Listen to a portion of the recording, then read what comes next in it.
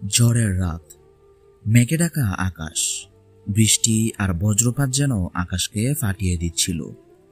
সেই ভয়ঙ্কর রাতে একটি ছোট শহরের এক গলিতে হারিয়ে যায় মাত্র 6 বছরের একটি শিশু। বাবা মা কিছুক্ষণ খেয়াল না রাখতেই ছেলেটি বেরিয়ে যায় বাড়ির সামনের উঠানে খেলার জন্য। তারপর হঠাৎ বাতি নিভে যায়, চারপাশ অন্ধকার, আর সেই অন্ধকারেই যেন গিলে ফেলে তাকে কিছু একটা। যখন বাবা মা খেয়াল করেন তখন শিশুটি নিখোঁজ। আতঙ্ক ছড়িয়ে পড়ে পরিবারে। পরে প্রতিবেশীরাও জড়ো হয়, সবাই খুঁজতে শুরু করে তাকে। ছেলেটি এদিক সেদিক ঘুরে একসময় শহরের বাইরে চলে যায়। রাস্তা চিনতে না পেরে সে একটা ফাঁকা মাঠের ধারে এসে দাঁড়ায়। হিম হিম ঠান্ডা, গায়ে এক পাতলা জামা, পায়ে স্যান্ডেলও নেই। শিশুটি ভয় পেয়ে কাঁদতে শুরু করে। তার ডাকে কেউ সাড়া দেয় না। হঠাৎ কোথা থেকে যেন এক তীব্র আলো তার দিকে ছুটে আসে, কিন্তু তা গাড়ির আলো নয়। শিশুটি চোখ কুঁচকে তাকায় আর দেখে এক অচেনা মানুষ তার সামনে দাঁড়িয়ে আছে। লোকটি ছিল একেবারে সাদা পোশাকে, চুলগুলো ছিল উজ্জ্বল, যেন আলো ছড়াচ্ছে। মুখে অদ্ভুত শান্তি, আর গলার স্বর ছিল যেন গভীর নদীর মতো কোমল ও স্থির। লোকটি নিচু হয়ে শিশুর চোখের দিকে তাকিয়ে বলে, তুমি একা কেন? শিশুটি কাঁদতে কাঁদতে বলে, আমার মা বাবা কোথায় জানি না, আমি হারিয়ে গেছি। লোকটি মৃদু হেসে বলে, চলো, আমি তোমাকে তোমার মায়ের কাছে নিয়ে যাব। শিশুটি একবারের জন্যও ভয় পায় না, বরং এক অপার্থিব শান্তি অনুভব করে। সে লোকটির হাত ধরে হাঁটতে শুরু করে। অদ্ভুত বিষয় হলো, তাদের চারপাশে ঝড় ছিল, কিন্তু তারা যেখানে হাঁটছিল সেখানে যেন ঝড় আসেইনি। পা ছিল কাদায় না জড়ানো, বাতাস ছিল থমকে থাকা। আর শিশুটি কিছু বুঝে ওঠার আগেই লোকটি তাকে একটা ছোট্ট রাস্তার ধারে রেখে বলে, তোমার আত্মীয়রা এখানেই আছে। শিশুটি চমকে তাকায়। সামনে দেখা যায় তার চাচা আর কয়েকজন প্রতিবেশী দৌড়ে আসছে। তারা তখন পুরো এলাকায় তাকে খুঁজছিল। শিশুটিকে দেখে সবাই চিৎকার করে ওঠে, কাঁদতে কাঁদতে বুকে জড়িয়ে ধরে। চাচা জিজ্ঞেস করেন, তুই কোথায় ছিলি এতক্ষণ?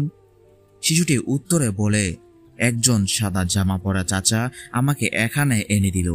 সবাই আশেপাশে তাকায়, কিন্তু কোনো সাদা জামা পরা কাউকে দেখা যায় না। তখন এক বৃদ্ধ বলেন, এখানে তো আমরা আসার আগেই পুরো এলাকা চষে ফেলেছি, কেউ ছিল না। শিশুটি তখন হাত তুলে দেখাতে চায় সেই লোকটিকে, কিন্তু সে তখন আর নেই। আশ্চর্য ব্যাপার হলো, যে জায়গায় শিশুটি ছিল সেখানে পৌঁছাতে একজন প্রাপ্তবয়স্ক মানুষের কমপক্ষে 20 মিনিট সময় লাগার কথা, অথচ শিশুটিকে পাওয়া গেল মাত্র 5 মিনিটের মধ্যে। এলাকাবাসী অবাক হয়ে যায়। তারপর শিশুটি ধীরে ধীরে বলে, ওই চাচার শরীর থেকে আলো বের হচ্ছিল। সে আমার হাত ধরে হাঁটছিল, কিন্তু তার পা কাদায় পড়ছিল না। ঘটনাটি ছড়িয়ে পড়ে শহর জুড়ে। অনেকে বলে এটা অলৌকিক কিছু, কেউ বলে সেই নিশ্চয়ই ফেরেশতা ছিল, আবার কেউ বলে আল্লাহর রহমতে শিশুটি বেঁচে গেছে। শিশুটির মা বলেন, আমি যখন তাকে পাচ্ছিলাম না তখন আল্লাহকে ডাকছিলাম বারবার। হয়তো আল্লাহই আমার ডাকে সাড়া দিয়েছেন। পরবর্তীতে এক ইসলামিক স্কলার এসে বলেন, আল্লাহ তাআলা কোরআনে বলেছেন, যখন তিনি চান তিনি ফেরেশতাদের পাঠান তাদের রক্ষা করার জন্য। ঘটনাটি শোনার পর অনেকেই চোখের পানি ধরে রাখতে পারেনি। শিশু তখনও জানত না কে ছিল সেই সাদা পোশাকের মানুষ, কিন্তু সে শুধু মনে রাখে এক জিনিস, সেই মুখে শান্তির হাসি আর সেই কোমল কণ্ঠের আশ্বাস। এই ঘটনার পর থেকে ওই এলাকায় মানুষ আর কখনো ছোট ছোট ঘটনাকে অবহেলা করেনি। তারা বুঝতে শিখেছে পৃথিবীতে এমন অনেক রহস্য আছে যা আমাদের জ্ঞানের বাইরে। কেউ দেখেনি, কিন্তু সবাই অনুভব করেছে। আল্লাহর কুদরতের এক নিদর্শন যেন সেই শিশুর মাধ্যমে প্রকাশ পেয়েছিল। বছর কয়েক পরে শিশুটি বড় হয় এবং একদিন তার মা তাকে আবার প্রশ্ন করে, তুমি কি এখনো তাকে মনে করো? ছেলে মৃদু হেসে বলে, আমি প্রায় রাতে স্বপ্নে তাকে দেখি। সে এখনো সাদা জামা পরে এবং সে বলে, তুমি নিরাপদ, আমি আছি। ঘটনার সত্যতা নিয়ে তর্ক থাকতে পারে, কিন্তু অনেক কিছুই আছে যা শুধু অনুভব করা যায়, ব্যাখ্যা করা যায় না। সে রাতে কে ছিল সেই মানুষ, ফেরেশতা না এক অলৌকিক রহস্য? উত্তর আমরা কেউ জানি না।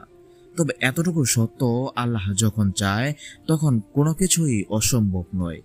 শিশুটির প্রাণ রক্ষা পেয়েছিল, আর একটি পুরো পরিবার ফিরে পেয়েছিল তাদের আলো।